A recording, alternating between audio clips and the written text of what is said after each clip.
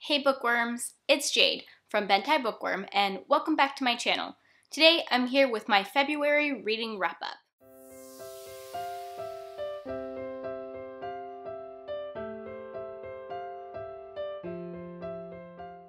This month's wrap-up is not vlog style, it's just a normal wrap-up because I had a really weird reading month in February. For some reason, towards the beginning of the month, I started reading way too many books at once, which resulted in me taking a long time to finish anything, and the ones that I did finish, I finished all at the end of the month. I also ended the month being halfway through two other fairly large books, both of which I had hoped to have finished in February, and by splitting my time between them, I ended up finishing neither of them before the month was over. So I have 4 books to talk to you about today. I actually had physical copies of all of them this month, which doesn't often happen, but it's nice because I can display them for you right here. Also, one of these books, that one, I finished on the second day of the month, so it's really like I only finished 3 books this month. Even though I had a weird reading month and I ended up not finishing as many books as I had wanted to, I still had a really good reading month rating-wise. I had 5 3-star books and 1 4-star book, so I can't really complain about that. Anyways, I think this wrap-up will be fairly quick, so let's get into it. The first book that I finished in February was Knife of Dreams by Robert Jordan, which is the 11th book in the Wheel of Time series, and I gave this book 5 out of 5 stars. Technically, this was a reread for me, and it was our WoTalong or Wheel of Time read-along book for January. If this is the first time you're hearing about the Wheel of Time read-along that I am co-hosting, I will link some stuff about it down in the description box. We did our spoilery live show discussion for Knife of Dreams at the beginning of February, and I'll link that for you in case you're interested. I listened to this mostly on audiobook because if you haven't heard yet, the narrators for this series are fantastic. I also had the ebook and the trade paperback, all of which I own. I will be doing a spoiler-free review as well as a spoiler-filled book diary for this book, so I'm not going to say too much, especially because it's the 11th book in a series. I mean, what could I really say in a wrap-up? Mainly, I want to say that I really loved it. It was definitely an improvement over the previous book, Crossroads of Twilight. The pacing was so much better, and I felt like important things were happening in almost every chapter of the book. And even though this is technically a reread for me, I didn't remember hardly any of the things that happened, so there were lots of surprises and unexpected things happening. This book was so much fun, and I absolutely loved it. The next book that I finished in February was Into the Bright Unknown by Carson. This is the 3rd and final book in the Seer trilogy, which I gave 5 out of 5 stars. I mostly listened to this on audiobook, which I had available through my library through the Hoopla app, but I also had a hardcover copy from my library. I actually started reading this book in January during the 24 in 48 readathon, which I did a vlog of, but at that time I hadn't realized that the audiobook was available on Hoopla, and so I actually paused my reading of this book because to be able to read as much as I wanted during the readathon, I needed audiobooks. So even though I had started it in January and then waited till mid-February to pick it back up, I had no problems remembering what had happened so far in the book. I'd only read like 60 pages or something. So if you haven't heard of this series before, it is a YA historical fiction with a fantasy element. It's set during the Gold Rush era in the United States, but the main character has a magical ability where she can sense gold, which, as you can imagine, can be very handy during the Gold Rush. The first book in the series is about how the main character travels west from, I don't know, Georgia, somewhere in the south. She travels with a wagon caravan all the way to California. And then the second book is set in California and is more about her finding gold and other things that I can't talk about.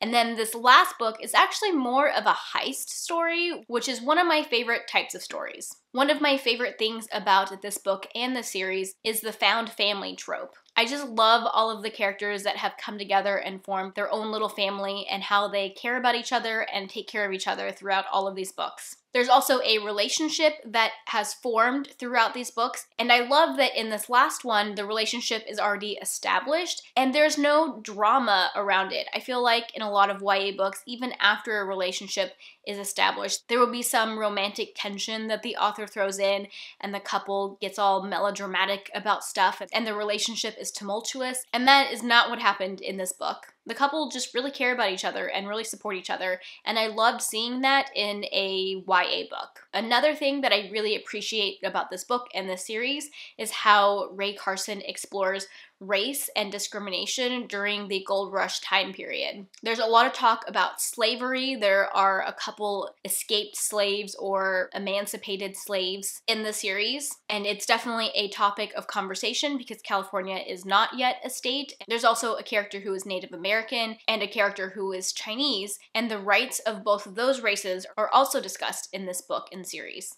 The next book that I finished in February was Assassin's Apprentice, the first book in the Farseer trilogy by Hobb, which I gave 4 out of 5 stars. I mostly listened to this on audiobook through Hoopla, through my library, but I also had a paperback copy from my library as well. And I also had an ebook copy that I owned because I previously read this book, or actually the whole trilogy, but it was something like 7 years ago, so I didn't remember much about it. This was a group read that I did with the other creators in the World Hoppers group, and I believe we're going to do a discussion video about it on that channel. I will say the pacing of this book is quite slow. It's definitely very character focused. You're really just following along with the main character Fitz on his daily life and the things that he goes through. It does mostly take place when he is younger. It starts from when he's like 6 to when he's, I don't know, maybe 16. And typically, slow and character-focused books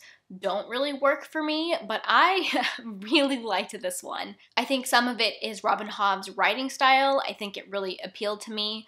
But also, I just found the characters and the world so interesting. So even when not a lot of plot was happening, my interest was still being piqued. This world has a soft magic system that was really only hinted at, and I'm so intrigued to learn more. By the end of the book, I still had a ton of questions, which I could see being frustrating for some people. I mean, I just read a whole book and I ended up with a ton of questions. But for some reason, I don't mind, and I'm just really excited to continue on in the series and hopefully get answers to some of those questions. A lot of the chapter openings were little glimpses at a future Fitz, like an adult Fitz, and I'm just so intrigued to find out how he gets to where he is in those future snippets. Like I said, I have read this first trilogy in her Realm of the Elderling series, but I never continued on in the series, so my plan is to reread this trilogy and then continue on in the larger series because I want to read all of them. I also filmed a book diary for this as I was reading along. It's not quite as detailed plot-wise as my Wheel of Time ones. Even though I filmed it, I'm not entirely sure if I'm actually going to edit it. So let me know down in the comment section if a spoiler-filled book diary of Assassin's Apprentice is something you would like to see. Alright,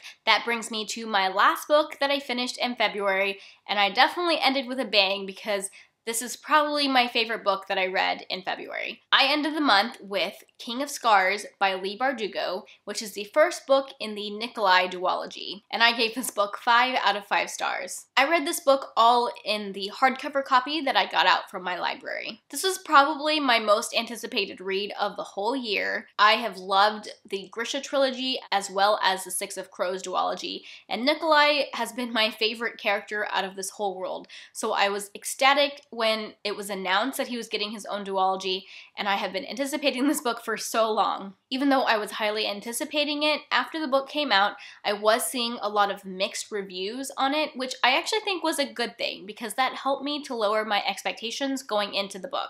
I mean, I always try not to have high expectations when I go into a book that I'm anticipating, but when my expectations are high based on the author's prior works, it can be hard to not expect great things. I will say that the pacing in the book is on the slower side, and the tension is definitely more of a slow build. I think I heard Mel to the Annie say that you should go into this book with Grisha trilogy expectations and not Six of Crows expectations, and I think I can see what she's saying. I would go into this expecting the tension level to be more similar to the Grisha trilogy than to the Six of Crows duology. I mean, the Six of Crows duology is about a heist, and I feel like that's just such a different tension and pacing setup than what you get from this book. But at the same time, I think that Leigh Bardugo's writing has come a long way since the Grisha trilogy, and that really shows in this book. Speaking of the Grisha trilogy, I sort of wish that I had reread the Grisha trilogy before picking up this book, although I don't reread often, so realistically, I don't see that happening, especially for a whole trilogy.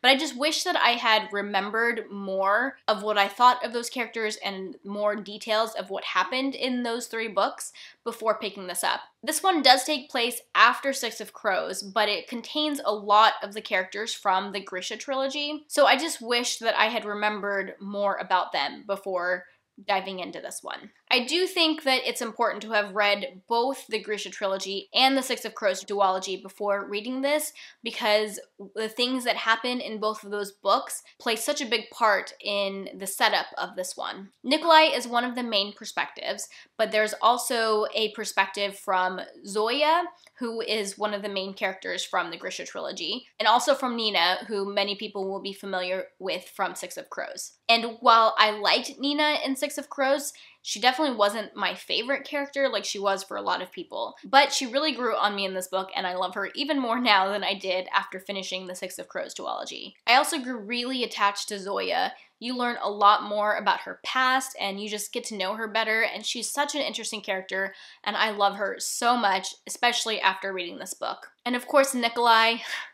My poor baby, he went through some really tough things in this book, and my heart really hurts for him right now. All he wants is to be a good king for his country, and I just really admire that. He still was his little snarky self, and some of his comments made me laugh so hard. On top of laughing, this book made me cry. I think I cried 3 different times during this book. It was just so good. My emotions were all over the place, not constantly, but at certain points in the book. The ending of this book totally blew my mind. I was not expecting what happened to happen at all, and I am dying to get the next book. I need to know what's gonna happen next. Alright guys, those are all 4 books that I read in the month of February. Let's hope that in March I have more books to talk about than I did this month. Although, quality over quantity, right? Tell me what your favorite book from the month of February was down in the comment section.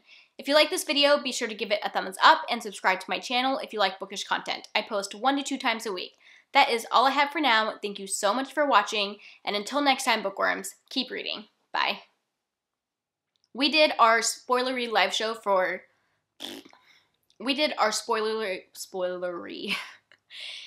The first book that I finished in February was The Knife of Dreams. Is it The Knife? And the paperback, this version. And I believe we're going to do a discussion about it. And I ended up with